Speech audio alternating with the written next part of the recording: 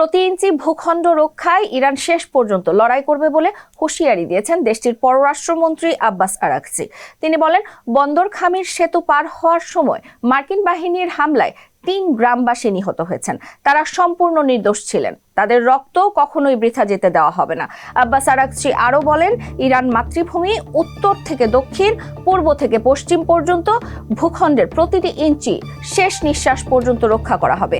এদিকে ইরানের ইসলামী revolutionary guard বাহিনী বা IRGC সতর্ক করে বলেছে, যেসব দেশে যুক্তরাষ্ট্রের সামরিক ঘাঁটি আছে সে সব দেশকে সমপর্যায়ের পাল্টা জবাব দেওয়া হবে।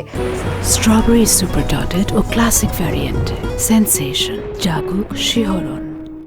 IRGC ওই দেশগুলোর প্রতি আহ্বান জানিয়েছে তারা যেন তাদের নাগরিকদের সুরক্ষায় বেসামরিক প্রতিরক্ষা ব্যবস্থা সক্রিয় করে এবং সম্ভাব্য সামরিক লক্ষ্যবস্তু থেকে সাধারণ মানুষকে নিরাপদ স্থানে সরিয়ে নেয়।